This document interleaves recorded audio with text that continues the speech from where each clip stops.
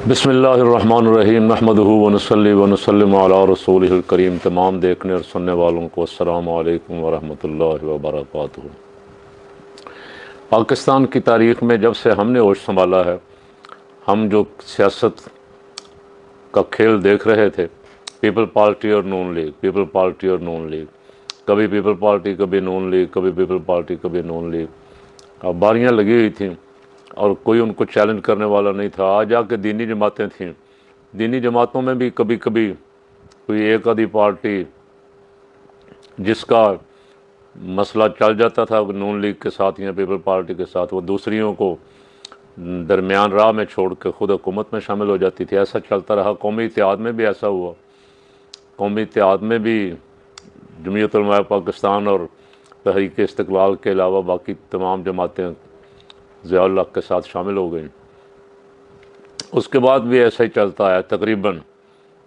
कभी कोई जमात इधर चली गई, कभी तो इन दोनों जमातों को चैलेंज करने वाला कोई नहीं था।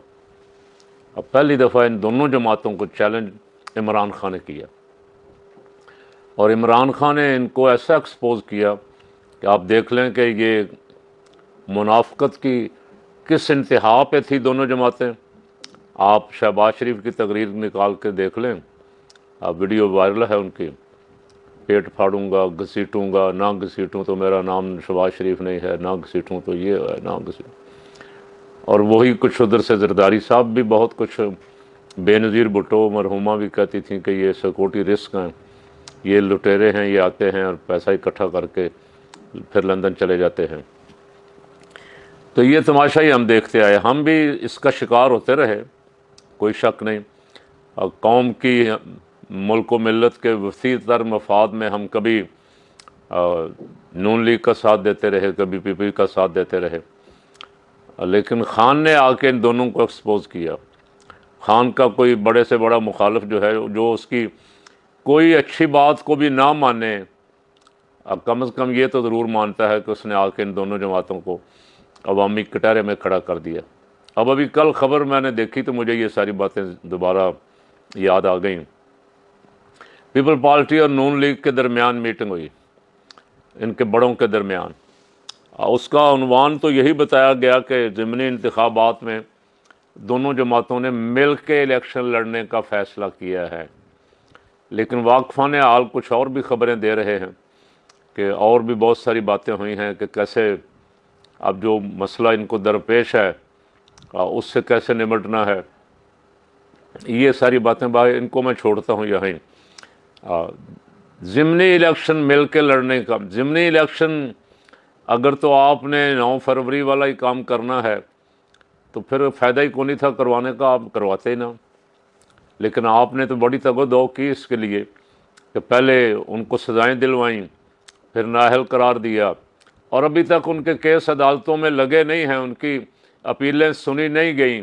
अब पहले इलेक्शन कमिश्नर साहब ने शेड्यूल का ऐलान कर दिया और मेरा दिल कहता है और होगा ऐसा इंशाल्लाह, मुझे लगता है कि अपीलें जब आएंगी इनकी तो अगर इलेक्शन हो भी चुका हुआ तो सारा कुछ कालदम करार देना पड़ेगा। उनकी सज़ाएँ ख़त्म होंगी, उनकी नाअहली ख़त्म होगी और उनकी सीटें बहाल होंगी। एजाज चौधरी की भी, साहबजादा हामिद रज़ा की भी, उमर अयूब की भी, बाकी जितने भी हैं, शिबली फराज वगैरह। और फिर शायद कोई शर्मिंदगी का बोझ उठाए, लेकिन यहाँ आदत नहीं है। यहाँ क्रेडिट लेने में तो एक लम्हे की ताख़ीर नहीं करते, लेकिन किसी नुकसान की ज़िम्मेदारी लेने के लिए तैयार नहीं होते। तो अब ये दोनों जमातें जब मिल के लड़ेंगी तो नून लीग का वोट बैंक था पीपल पार्टी की मुखालफत की वजह से। नून लीग कोई जमात नहीं थी और नून लीग पीपल पार्टी की मुखालफत में खड़ा किया गया गिरोह था, जो ऐसा ऐसा जमात, जिसने जमात का नाम दिया गया, रूप धार लिया जमात का। और वो जब से पीपल पार्टी के साथ उनका इत्तेहाद हुआ है, जब से लोगों को ख़ान ने बताया कि ये इकट्ठे हैं सारे, ये सिर्फ दिखावे की लड़ाई करते हैं, इक़्तिदार के लिए, लूट मार के लिए ये एक ही हैं, उस वक्त से इनके असली चेहरे नज़र आए। अब मैं कभी कभी को पीपल पार्टी के दोस्त बहुत सारे मिलने वाले हैं, नून लीग में भी पीपल पार्टी को आ जाए तो उनसे सवाल करता हूँ कि आप की जमात एक ही नज़रिए पे चल रही थी, नून लीग की मुखालफत पे, और नून लीग आपकी मुखालफत में चल रही थी। कोई नज़रिया, कोई असूल, कोई मंशूर, कोई दस्तूर तो था नहीं। पीपल पार्टी भी लोगों को रोटी कपड़ा और मकान के नाम पे चक्कर देती थी, नून लीग इस्लाम के नाम पे धोखा देती थी। लेकिन जब भी ये दोनों आए, इस पर किसी दिन फिर बहस करेंगे। अभी बस इतना ही काफ़ी है कि इनको दोनों को एक्सपोज किया खान ने, और ये दोनों मिल के भी खान का ज़िमनी इंतखाबात में मुकाबला नहीं कर सकेंगे। ये ज़ीरो हैं।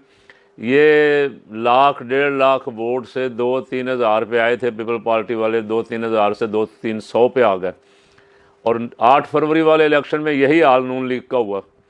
अगर ये इलेक्शन हो गया तो फिर बड़े जतन करने पड़ेंगे चीफ इलेक्शन कमिश्नर को। फार्म 47 दोबारा नए सिरे से छापना पड़ेगा ताकि ये सीटें किसी तरह पीपी से, अपने पीटीआई से छीनी जाएं।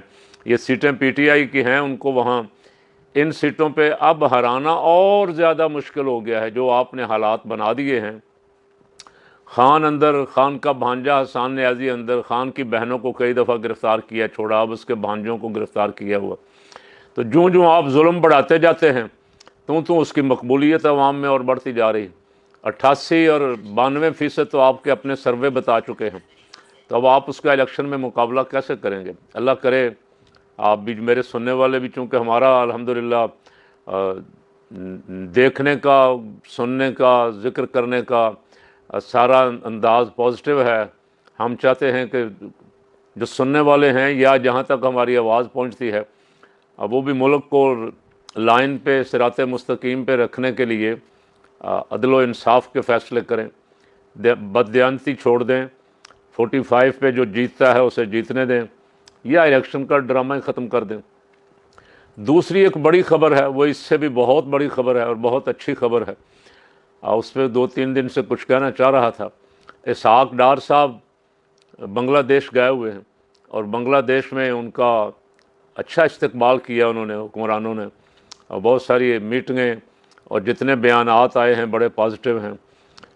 बांग्लादेश बनाने के लिए आलमी ताकतों ने, खुसूसन इंडिया ने और हमारे हवस परस्त, मफाद परस्त सियासतदानों ने और कुछ जर्नैलों ने मिल के जो खेल खेला था, हम दोनों को काट दिया था। हमारी दोनों की बुनियाद, हमारा दोनों का इकट्ठ 1000 मील, कई हज़ार मील के फासले के बावजूद, एक मुल्क मशरक़ी बाजू और एक मगरबी, और दुनिया इस पे हैरान थी। लेकिन दुनिया ने साजिश करके, आलम कुफर ने इसको तोड़ा, इंडिया पेश रहा।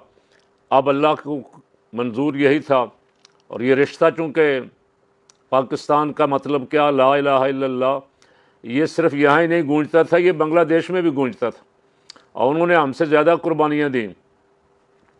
अब जब भारत वहाँ नाकाम हुआ और भारतीय एजेंट भी बुरी तरह नाकाम हुए, सीना वाजिद वगैरह, तो अब अल्हम्दुलिल्लाह अवाम निकली और अवाम ने एक इनकलाब बर्पा किया। अब अगर, मैंने पहले भी एक दफ़ा अर्ज़ किया था, काश पाकिस्तान में कोई गैरतमंद, इस्लाम का दर्द रखने वाला और पाकिस्तान नहीं, मिल्लत इस्लामिया का दर्द रखने वाला को लीडर होता, तो जिस दिन से बांग्लादेश में इनकलाब आया है उस दिन से लेकर आज तक हमारे और उनके रवाबित जो हैं वो असर नो बहुत हद तक आगे जा चुके थे। सिर्फ बहाल ही नहीं, अब भी वो सारा कुछ करने के लिए तैयार नज़र आ रहे हैं। वो वीज़ा भी ख़त्म करना चाहते हैं, आमदोरफ्त भी फ्री करना चाहते हैं, एक दूसरे के मुल्क में आना जाना भी, और ताल्लुकात भी, तजारती शोबों में, सियासी शोबों में, इक़्तिसादी शोबों में, हर जगह ताल्लुकात को भी बहुत बढ़ाना चाहते हैं। इंडिया के लिए क़यामत और मौत है। जो इंडिया बड़ी बढ़ के मारा करता था कि हमने पाकिस्तान को तोड़ दिया, हमने पाकिस्तान को कतर में ये कर दिया, वो कर दिया, उसके लिए इससे ज़्यादा मौत की खबर, इससे ज़्यादा बुरी खबर और कोई नहीं कि वो सारी इन्वेस्टमेंट उन्होंने जो की थी वो बर्बाद हो गई, वो ज़ाय हो गई, और जितने इंडिया के एजेंट थे वो वहाँ रुस्वा हो गए। कुछ मुल्क छोड़ कर सीना वाजिद की तरह भाग गए और कुछ वहाँ जो हैं वो भी बेनकाब हो गए कि बांग्लादेश के अवाम को पता चल गया कि ये हमारे नहीं हैं, ये हमारे दुश्मनों के, हमारे मुखालिफिन के एजेंट हैं। तो मैं समझता हूँ कि ये वक्त है दोनों मुल्कों की क़यादत मिल बैठे और जो करीब से करीब तर तामन के लिए एक दूसरे के साथ रिश्ता जितना बढ़ाया जा सकता है बढ़ाएं, और खुदा करे वो वक्त आ जाए कि पाकिस्तान एक ही हो जाए। फिर अब पाकिस्तान, मशरक़ी पाकिस्तान, मगरबी पाकिस्तान, ये इसकी बुनियाद एक ही है ना, बुनियाद ला इलाहा इल्लल्लाह मुहम्मदुर रसूलुल्लाह सल्लल्लाहु अलैहि वसल्लम। दोनों मुल्कों के अवाम इस्लाम से बेपनाह मोहब्बत करते, लेकिन दोनों मुल्कों के अवाम को हमेशा धोखा दिया गया, हमेशा चक्कर दिया गया, और किसी न किसी तरह इस्लाम के मुखालिफों को ला के बिठाया गया हुकूमतों में। आज अगर फिर दोबारा ये दोनों मुल्कों के अवाम करीब आते हैं, और ये करीब इनके दिल तो एक ही हैं। ला इलाहा इल्लल्लाह मुहम्मदुर रसूलुल्लाह कहने वाला रुए ज़मीन पे जहाँ भी बसता है, वो इंडिया में हो, पाकिस्तान में हो, वो अमेरिका में हो, चाइना में हो, बरतानिया में हो, उनके दिल एक साथ धड़कते हैं, एक दूसरे के दर्द को भी महसूस करते हैं, और वो चाहते हैं कि जहाँ जहाँ भी मुसलमान है ये हजूर रहमत आलम सल्लल्लाहु अलैहि वसल्लम का सच्चा ग़ुलाम बन के रहे, और दुनिया में इसका किरदार आम लोगों की बनिस्बत आला व अरफ़ा हो। आज उम्मीद है, अभी तक ऐलान नहीं हुआ, रबीउल अव्वल शरीफ का चाँद नज़र आने की उम्मीद है। आज अगर चाँद नज़र आ गया तब भी, आज ना आया तब भी, अब बहुत मुबारक हो आलम इस्लाम को। अल्लाह हजूर रहमत आलम सल्लल्लाहु अलैहि वसल्लम के मिलाद का सदका बांग्लादेश, पाकिस्तान और दीगर इस्लामी मुल्कों को एक ही कर दे, वही निज़ाम वापस आ जाए जो कभी खिलाफत का झंडा एक ही झंडा था, एक ही अमीरुल मोमिनीन था, एक ही खलीफा था, और मुसलमान की धाक बैठी होती थी, पूरी दुनिया में धाक बैठी होती थी। अब साजिशें कर कर के हमें तोड़ा गया, टुकड़ों में तकसीम किया गया, और अपने टाउट बिठाए गए, और वो टाउट जो हैं वो अल्लाह रसूल के लिए नहीं, वो अपने मफादात के लिए, अपने आकाओं के मफादात के लिए दिन रात लगे हुए हैं। लेकिन कोई एक जाता है नाकाम होकर, दूसरा आ जाता है, दूसरा नाकाम होकर जाता है, तीसरा आ जाता है। ये इंशाल्लाह नाकाम ही होंगे। कामयाब होगा तो सिर्फ़ और सिर्फ हजूर रहमत आलम सल्लल्लाहु अलैहि वसल्लम का वो पाक निज़ाम जो कुरान की सूरत में हजूर लेके आए थे, उतर कर हिरा से सूए कौम आया, और एक नुस्खा कीमिया साथ लाया। अल्लाह उससे मोहब्बत और उस पर अमल की तौफीक अता फरमाए।